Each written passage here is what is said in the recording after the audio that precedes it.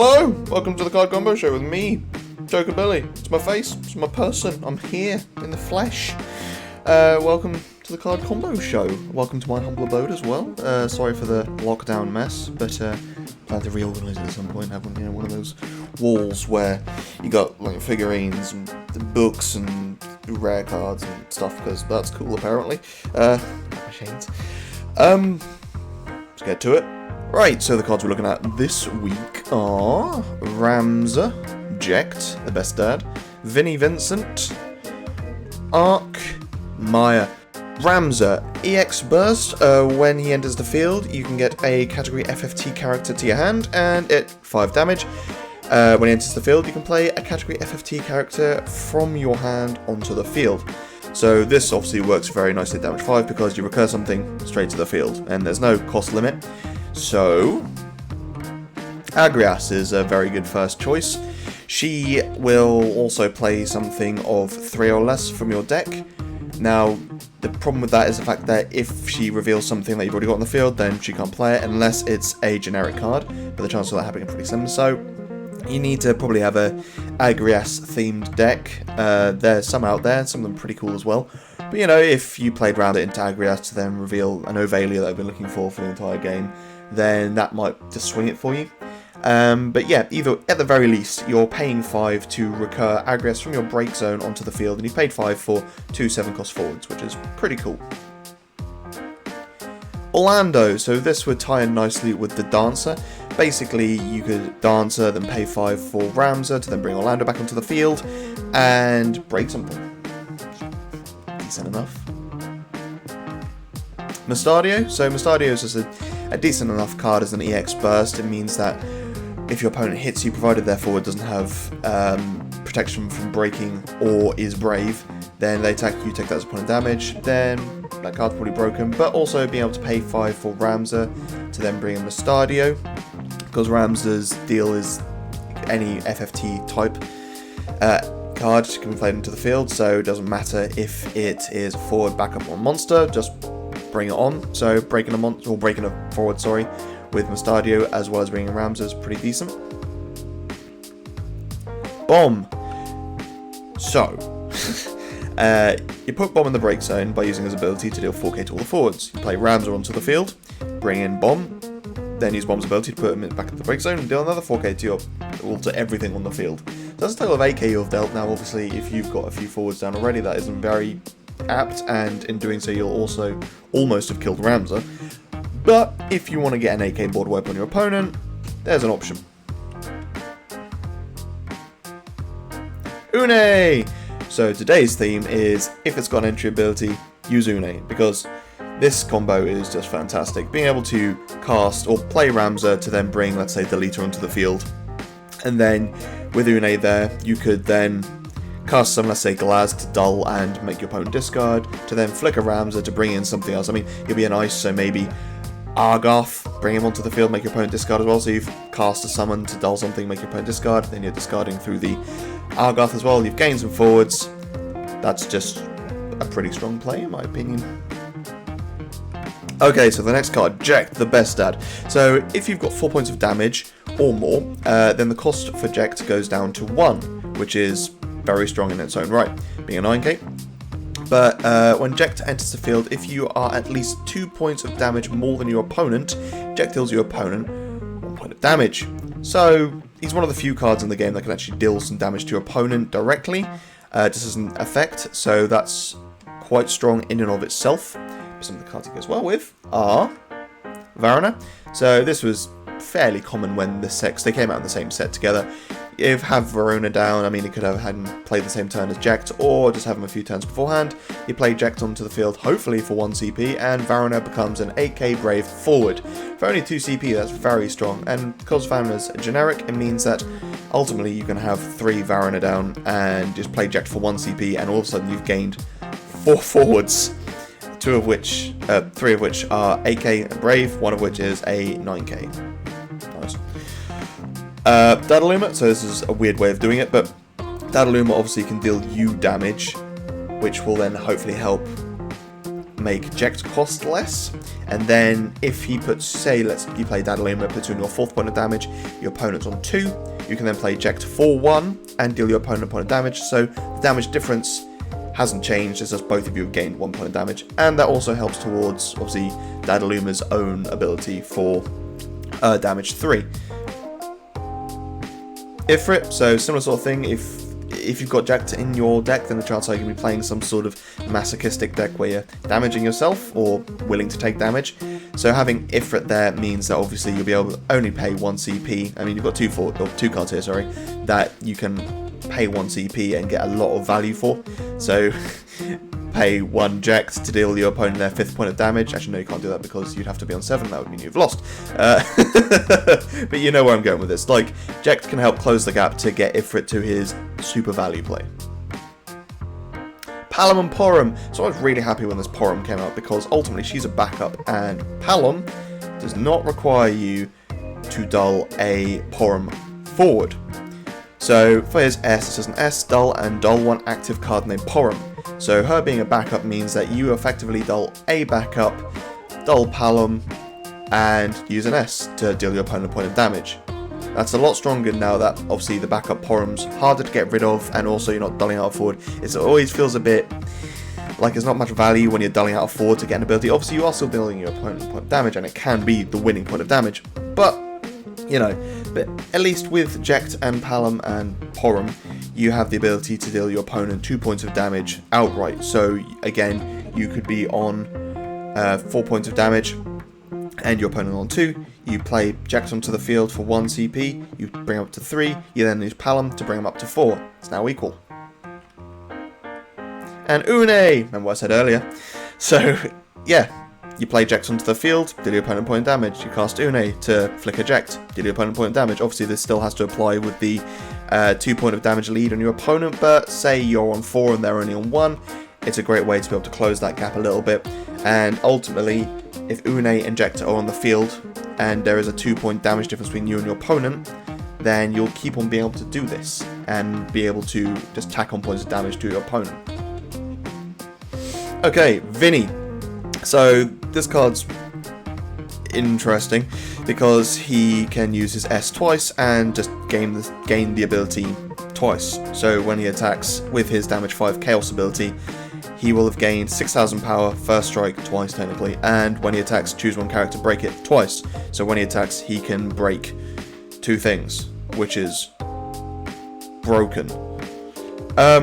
So Yuffie, yeah, so with the S ability, Vincent gains 3k power and first strike. Being able to give him plus a further k with Yuffie and Brave makes him quite formidable, and the fact that the ability doesn't end the fact that the ability doesn't end at the end of the turn, it means that Vincent being with Yuffie down plus 4k and first strike, and he's not going to become dull from attacking, he's just going to constantly be there to block your opponent, which is nightmarish, which I guess kind of is befitting of Vincent. Yeah, and Yuffie also costs 0 when you've got Vincent on the field. Yazoo, so when Vincent attacks, he can break something, but it can be your characters as well. Now, obviously, the chances that you're going to be wanting to just break any of your opponent's stuff, but you know, maybe you want to actually play the game and not just completely annihilate your opponent, so you know, try and have some fun. So you can break Yazoo. They're both 7 cards, so you know, it's not unheard of, they might be in the same deck, but yeah, you can break Yazoo and dull and freeze one of your opponent's characters, and then you could also play another Yazoo onto the field to dull them out. I realise that's probably more offensive than breaking them because they've still got it and they can't replay anything and it's a dull and frozen, but you get where I'm going with this. WRO Commander, so he gains a buff from Vincent being on the field, and the WRO, forgotten their name now, the WRO soldiers, cadets, whatever they are, they also gain a buff from WRO Commander, so you can have like a Mono Earth, a Dirge of Cerberus kind of themed deck, I guess. Heretical Knight Garland. So when Vincent attacks, he can break something. Heretical Knight Garland's cost goes down by 3 when he attacks. Goes down by 3 when your opponent has a broken forward. So yeah, you just attack with Vincent and then play Heretical Knight Garland for 2, which is gross. Thornton. So when I mentioned earlier that obviously Vincent attacks, you can break any of your own stuff, you will have play Thornton to get any card you want, but maybe you want another card. So you break Thornton to get yourself another card. Yeah. Fusoya, so you can kind of see where I'm going with this. Fusoya gets you a forward from your break zone and add it to your hand. That also allows you to replay Fusoya as well. That means you could have effectively attacked with Vincent, broken Fusoya to get Vincent back to your hand, and then use Vincent's S again. Nice.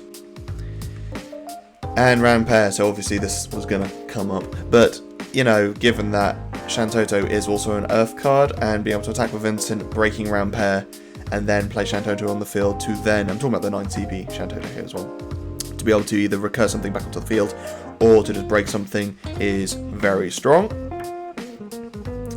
Crow as well earlier, I mentioned this, just similar sort of things for Sawyer, being able to put her into the break zone and get yourself a forward to your hand. That's my phone. And then Chelinka, so you've got your S on Vincent twice, and then you attack twice, breaking 4 characters. Arc, so he's even got a Chocobo in the picture, it's almost like they were hinting at it, right? And also wrapping the Chocobo t-shirt. Chocobo. Oh, that was painful. God. Yeah, so when he enters the field, he can reactivate either 3 standard units or 3 Warrior of Light, or at damage 3. Sorry. He can also bring in a Warrior of Light or standard unit from the break zone. So he is reactivation and recurring, which is very strong. Also, he's in EX for his reactivation, which is good. So Chocobo, you play Arc to reactivate some things, and then bring in Chocobo to then bring in another Chocobo, maybe this Chocobo, who can then give Arc haste and go swinging. For 5 CP, you have gained 3 forwards, one of which got haste, and you've reactivated things with Arc as well. I love Bobos, man. Then there's Chocobo Knight, so not only could you play Chocobo Knight onto the field using Arc's recursion ability, but you could have used Chocobo Knight to play something onto the field, you then play Arc to reactivate Chocobo Knight, to then play another Chocobo onto the field. Chocobos love to swarm. Time Mage, so yeah, it's not all just about the Bobos, so you could play Time Mage onto the field from your break zone, so you can dull and freeze something out. If you're activating your forwards and characters whilst dulling out and freezing your opponents, it is always a fun thing to do. Bard, so you could have put Bard into the break zone for his ability to dull and freeze something, and then you play Arc onto the field to bring him back in, to then freeze a further 2 forwards. Summoner, so it cannot be understated how effective cancelling summons is. I mean, I'm sure everyone knows this already, but this card's been in here since Opus 1, and I see it get barely any play. Like, people are always going for Lael or Mist Dragon to be able to cancel things, but this guy can just cancel any summon. Just pay an ice, put summon to the break zone, choose one summon, cancel its effect. And you know, it doesn't even require a dull. As long as you've got that ice to be able to dull it out, so long as you've got the ice to pay for it even, yeah, just cancel any summon. So being able to, like, maybe your opponent forced you to use Summoner to then cancel summon, but then you play Arc to bring the Summoner back, because Arc can bring in backups as well, which is really useful. Luneth, so yeah, obviously being able to bring something onto the field, and then all your forwards gain haste from it is very strong. I say all your forwards, sorry, or your standard unit forwards. If Luneth's already on the field, you can reactivate him, but being able to bring him onto the field to then immediately apply the pressure, and your opponent have to deal with the fact that any standard units you play gain haste is strong. Red Mage, so similar sort of thing. You can have used Red Mage to give something haste, maybe Arc, but you can also reactivate Red Mage, give something else haste, and just keep swinging. It's very aggro. Unei! So this one's even better, because obviously you play Arc, it reactivates things, and then play something onto the field. You then cast a summon, let's go Glaz again. You dull something on your opponent's side and make him discard, and you flicker Arc. But Arc reactivates things when he comes in, so he can reactivate himself. So even though Unei makes him come in dull, he stands back up. And then he can also recur more things as well. So, you know, you can tie this in with using some abilities of maybe some of your backups, or just attacking with some forwards, and then bring an Arc again, bring some more forward or backups. You know, there's so many combinations, but it's just funny. Unei is the theme of this video today. And finally, Maya. So, at the beginning of your attack phase, select one of the 3 following actions. If you have 5 points of damage or more, select 2 of the following 3 actions. So, choose one forward, it gains 1,000 power and first strike, choose one forward, dull it, or choose one category Mobius forward, other than Maya, it gains haste until the end of the turn. So, Sifa, Witches. Sifa will gain plus 2,000 power from Maya being on the field. Being able to buff him a further K and first strike means that you've paid 2 CP for a 9k first strike forward. Cool. Sabin. So when Sabin attacks on damage 5, he will actually deal his damage, his forward in his power. I can speak, I promise. His power in damage. So being able to give himself a further K and first strike means that when he attacks, he's either taking out an 8k forward, or if your opponent's got a bigger forward, he will at least be first strike, meaning that he will probably take out if they do decide to block with it. Momody, so being able to give something brave as well as a K in first strike is quite powerful, and a nice little combo. Rain. So when Rain attacks, your opponents lose all your opponent's forwards lose 2,000 power, but all your forwards gain 2,000 power. So being able to add an additional K to that and first strike means that, I mean, if Rain was attacking and you gave him 1,000 power and first strike, he just became a 10k first striker. That's scary, especially with the power loss on your opponent's side as well. Cloud of Darkness. Now, not only is it useful being able to give her an extra K in first strike, but she's a Mobius card, so she can gain haste as well. So let's say you're on 5 points of damage, you play Cloud of Darkness onto the field, say she's your 3rd forward, that is minus 6k to one of your opponent's forwards, and then you give her haste and plus 1,000 power first strike. And she takes out 9k from the forward, plus 6k or minus 6k when she came into the field, minus 3k when she attacks, minus 9k on the forward is gross. And Gentiana, because Gentiana makes it so that things lose their abilities, and Maya can dull out a forward every time you go to attack phase, even if you don't want to attack. Being able to dull something out of the way, and then having Gentiana make it lose its abilities means that you might be able to deal with it in ways that you otherwise couldn't. And there we have it, ladies and gentlemen, my first face cam card combo show. Let me know what you thought. I'm going to say it, you know I'm going to say it. Don't forget to like and subscribe. Seriously, like 70% of the people that watch these videos aren't subscribed.